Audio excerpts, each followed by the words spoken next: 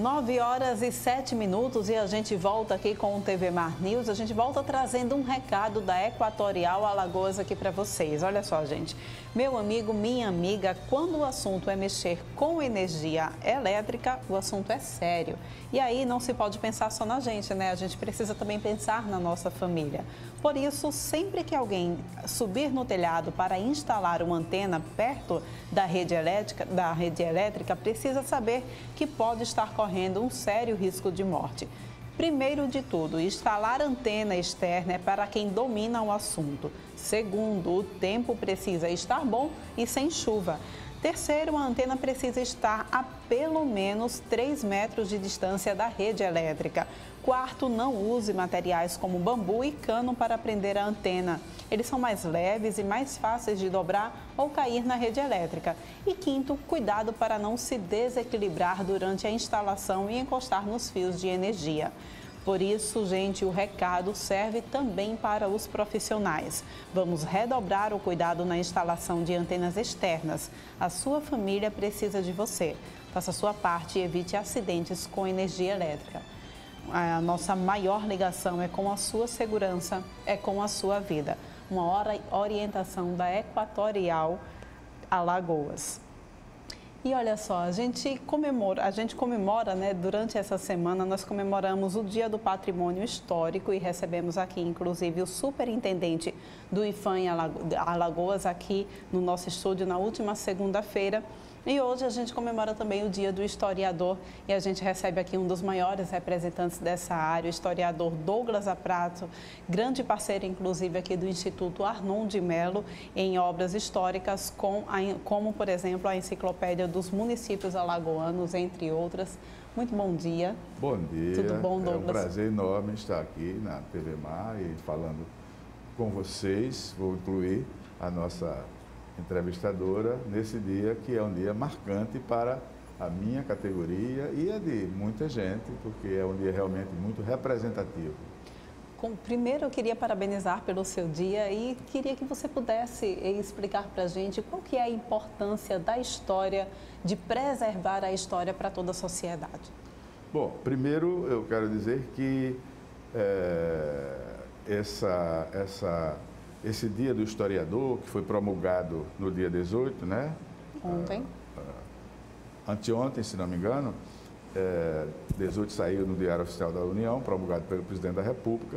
Ele já tinha sido votado no Congresso em 2009, né? A Lei 12.130, e que homenageou o grande historiador e o grande político que foi Joaquim Nabuco.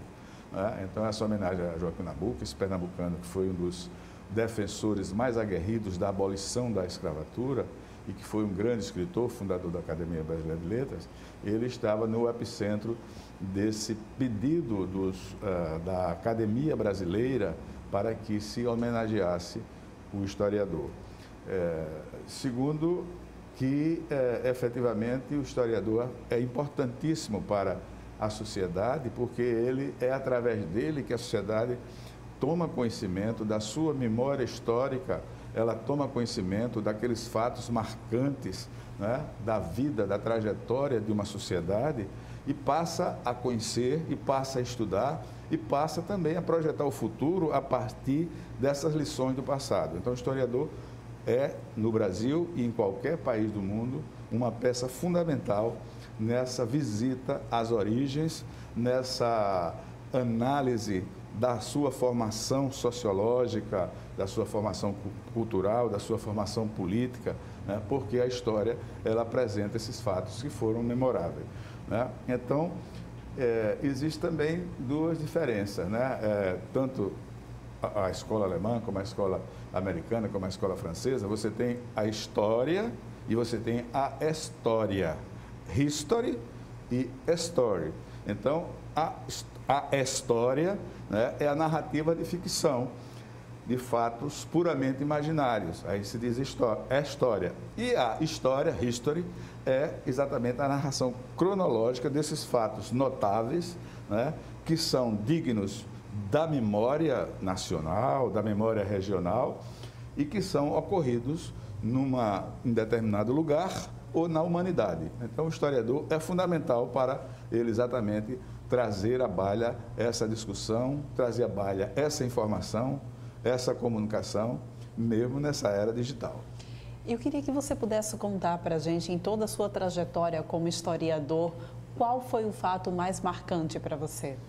Olha, o fato mais marcante foi a influência de grandes mestres da história na minha vida, né? O primeiro deles, eu faço uma ressalva aqui, foi lá no Ginásio São Miguel, quando ela fazia o ginásio naquela época, não existe o ginásio agora, é fundamental, é primeiro grau, segundo grau, naquela era o ginásio. E eu tive um professor chamado Gilber Scala, que era promotor público e ensinava história. E eu estava na adolescência e fiquei encantado com aquela comunicação do professor Gilbert, né, que era o promotor público da cidade, e a partir daí me veio assim um desejo muito grande de continuar a ler história. E posteriormente eu me formei em história, eu fiz mestrado, fiz doutorado, fiz pós-doutorado. Grandes mestres da história me influenciaram, né, como Armando Sotomayor, que foi autor daquela obra imortal sobre os quebra-quilos, né? Muita gente importante, a professora Gabriela Martim, que me fez ver a conexão com a antropologia, né? Outros professores que eu tive também aqui, o Paulo de Albuquerque, o Dr. Paulo de Albuquerque foi meu professor em História. Então, eu acho que o que me marcou efetivamente foram grandes mestres, José Antônio Gonçalves de Melo Neto, né, o Tempo dos Flamengos. Então, essas pessoas me marcaram e me acicataram, né, o desejo de eu me aperfeiçoar, de eu ir radiante, né? Não ficar apenas na graduação, fazer mestrado, fazer doutorado, Então, isso me marcou porque eles eram estrelas luminares e luminosas do mundo histórico brasileiro. Agora, o historiador é um constante estudioso, né? É necessário, é preciso o senhor continuar estudando sempre. Como que é o seu processo de estudo, o seu processo de pesquisa? Olha, o historiador nato, e a história, né, ele é um investigador por natureza e um atento observador das coisas do mundo. O primeiro historiador da história da humanidade foi Heródoto de Halicarnasso, lá na Velha Grécia, né? E então ele é considerado o pai da história. E ele saiu, né, da Grécia e conheceu a Pérsia, o Egito, né, a Mesopotâmia. E então ele trouxe dessas viagens, daí porque o historiador gosta muito de viajar, para conhecer outros hábitos, outros costumes, outras histórias de outros povos. E então ele trouxe essa dúvida e esse desejo de conhecer a história desses povos e fazer um comparativo com a Grécia, que era o seu berço natal. Então, o historiador tem esse desejo, é um investigador por natureza dos fatos da vida humana. E nós temos hoje a história das mentalidades, né, a escola francesa, né, que exatamente trabalha com o cotidiano, né, a história do cotidiano, que é importante.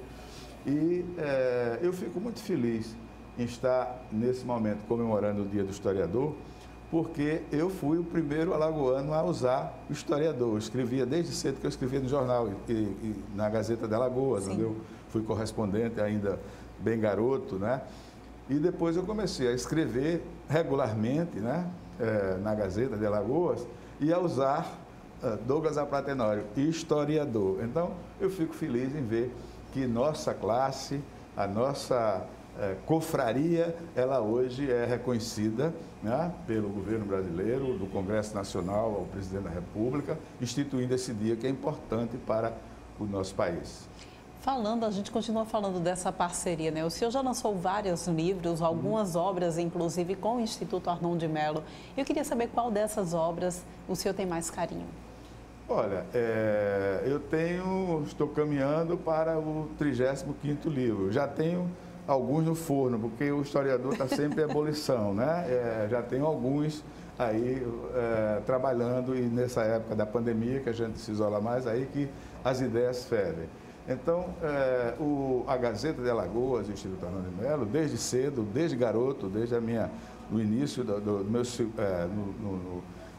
na minha época colegial aqui, no Colégio Guilherme Fangalã, esse trabalho da Gazeta e mais tarde, com o Instituto Arnaldo de Melo, nós conseguimos fazer uma série de livros, né, em combinação com outros mestres aqui de Alagoas, né, o Cícero Péricles, a Carmen Lúcia, muita gente que trabalhou conosco, através de alguns livros que são muito interessantes, né?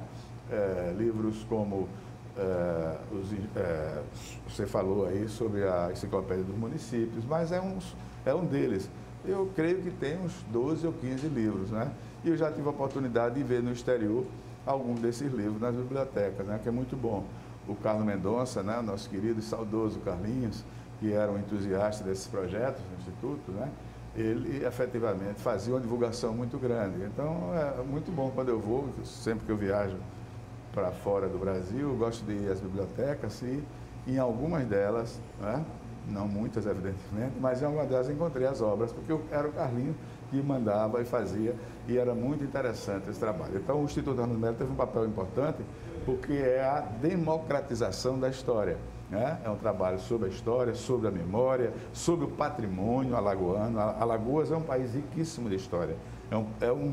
É um estado pequeno, o país das Alagoas, como eu costumo chamar, né? Ele tem uma história muito rica, sim, superior aos grandes estados, né? Aos grandes estados. A história de Alagoas não é somente a terra dos marechais, é a terra de Zumbi dos Palmares, né? É a terra de Rosa da Fonseca, é a terra de Diego Júnior, é uma constelação de grandes nomes do pensamento brasileiro, daquelas pessoas que construíram o imaginário brasileiro, né? Otávio Brandão, como eu falei, né? E são muitos, eu não vou discorrer aqui. Então, fazer parte do Instituto, né, desse trabalho, me envaidece de ter algumas das obras do Instituto que foram de grande repercussão.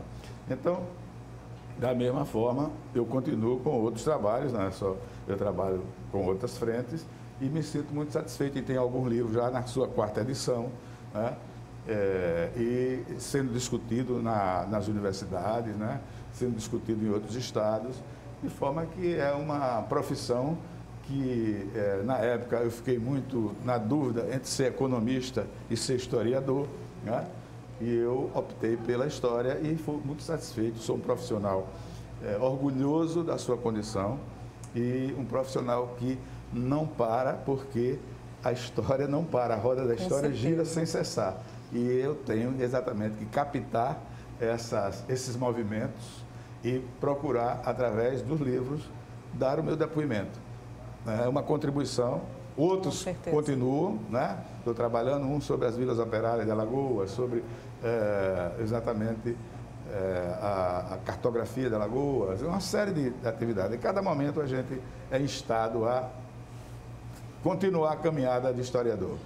Eu queria que o senhor pudesse deixar, então, um recado para os estudantes de História.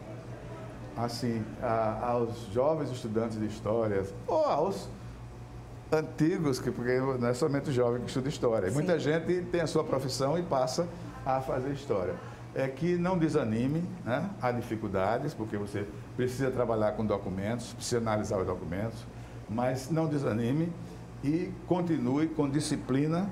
É preciso disciplina, é preciso dedicação e é preciso paixão, como tudo na vida, para fazer uma boa obra, né? E certamente os frutos serão muito comemorados pela pessoa que trabalha.